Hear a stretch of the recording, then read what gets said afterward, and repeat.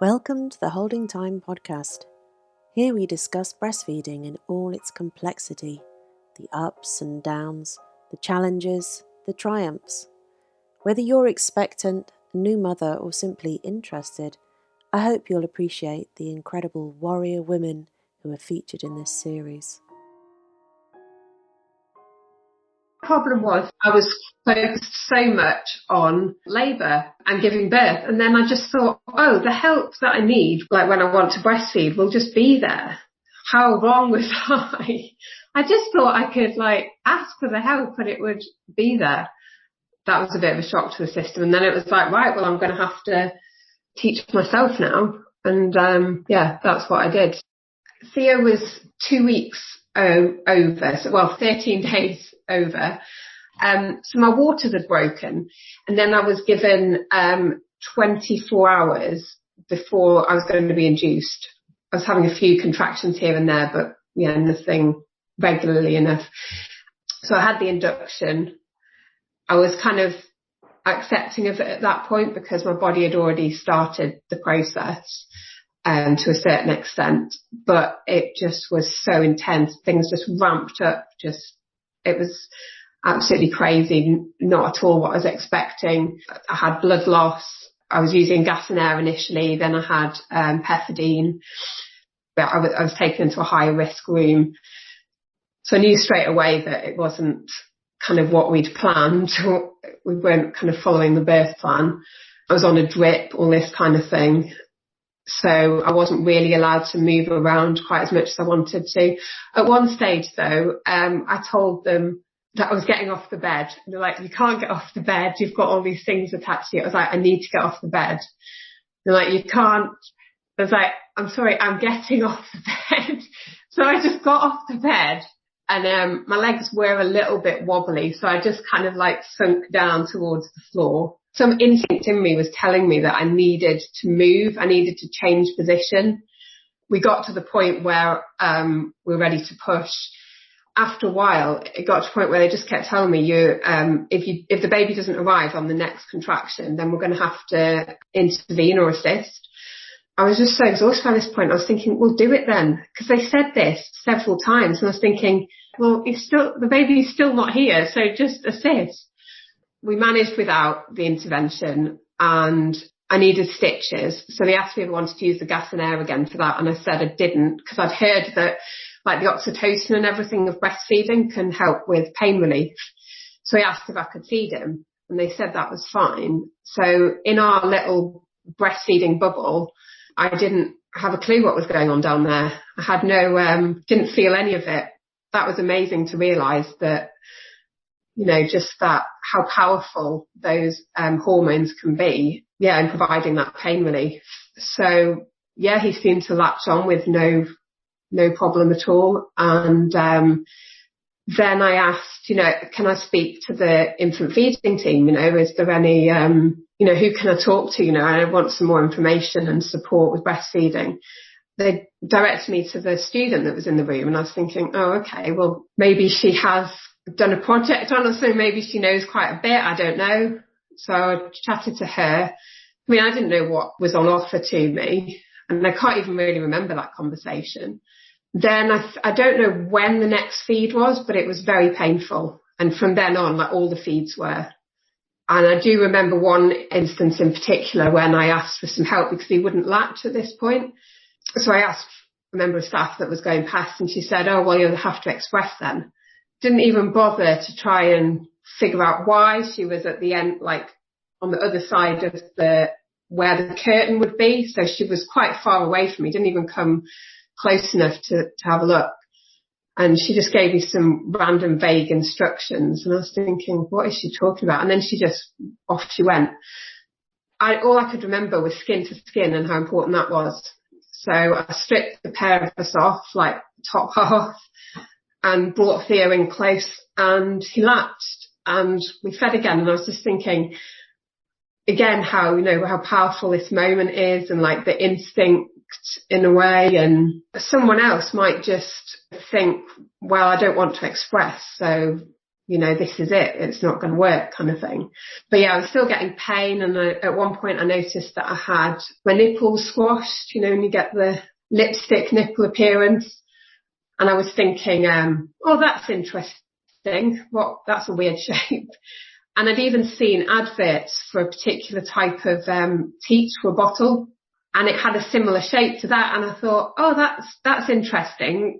Must be normal because they design bottles with teats with the same shape.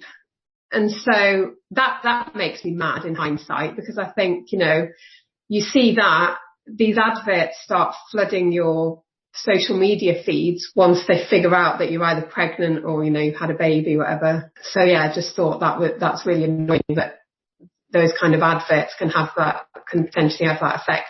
We had 2 nights in the hospital, and it wasn't until I was sort of virtually being discharged that I spoke to another midwife, and she noticed this misshapen nipple, and she pointed out that there must be a problem with the latch if that was happening. And so I was thinking, oh, it's not normal. And we were discharged, and then saw the midwife at home, and she gave me the contact for the local feeding team. Now, I gave birth in Warrington, but I live in St Helens. So there is an infant feeding team in St Helens, and it's fantastic. Or well, my experience with it was fantastic.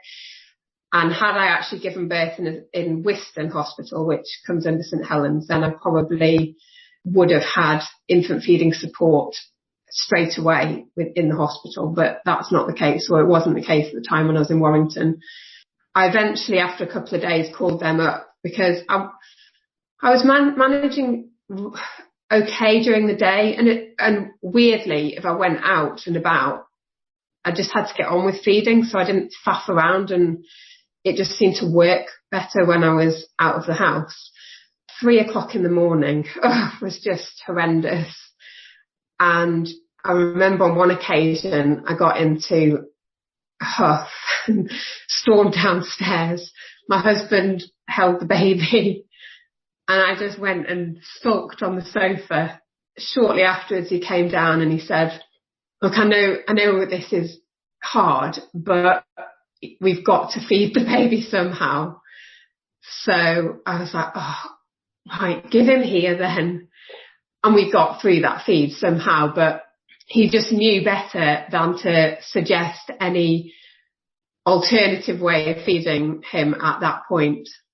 But the nights were like that quite often. And at some point during the first week, I contacted the St Helens feeding service, and someone came and did a home visit, which I think I couldn't believe that was an option. I still can't, in a way, when you hear what other people have to contend with.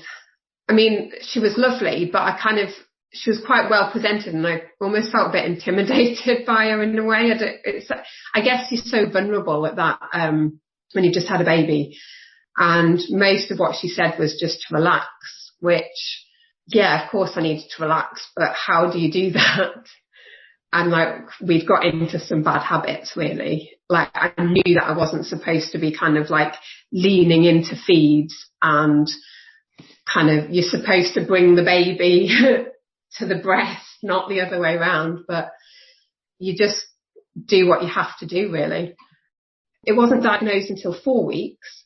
I'd noticed he had a little heart-shaped tongue, and I thought it was so cute, and I kept, you see so much of your baby, your husband goes back, or your partner goes back to work, and grandparents or other family come and go kind of thing.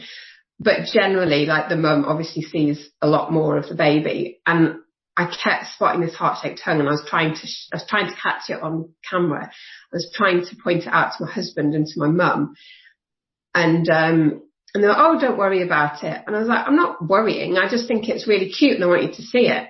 At some point I did consider tongue tie, and then I managed to go to a drop-in with the lactation consultant, and I saw her and I pointed out a few things to her, and then she did her checks and things, and she said, because the thing was, he could latch quite well at the start of a feed, but then he would seem to slip off, so he just couldn't maintain that good latch, and that's what was becoming excruciating for me.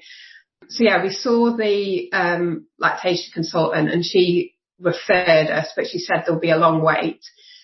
It was just crazy, the date that it took days and days for the referral to actually come through. And then when I saw it, I was like, how can I make it to this point? She did say we could go privately as well, but then obviously you've got to find the money for that. And then you also think, but we live in a country with the NHS, you know, like I'm entitled to getting this care. I shouldn't have to go private if I don't want to. Anyway, I phoned up a couple of times and managed to get a cancellation. It was still like 4 weeks after the initial diagnosis, but, you know, felt a little bit more manageable. By this point, I was starting to think, you know, it's still not easy, this breastfeeding. I'm still in pain at times, but, you know, we're getting there. We're finding a way through it. And do I want somebody to permanently change my baby? You know, a few weeks prior to that, I would have done anything. So anyway, we got there. I thought, well, I'm going to the appointment anyway. I've got this appointment. I want to talk it through with someone. So I had a very emotional discussion with the lady, and I was like telling her everything about, you know, what had happened up to now, and she like reassured me, and I felt like I was informed then and able to make the best decision for us, and we did have it done. And it, you know, it was just so quick. There were two members of staff, one laying down on a lap, and it was done in seconds. And then they had a feeding room, so just went in there and fed him straight away. And at this point, my husband's looking in the mirror, like looking under his tongue and realising that he has a tongue tie. Thanks for listening, and thanks to everyone involved, our funders, Cheshire and Merseyside Women's Health and Maternity Programme, Arts Council England Lottery Awards for their support, along with all the amazing mothers and partners who have helped to make this project happen. You can find out more about the project by visiting holdingtime.org.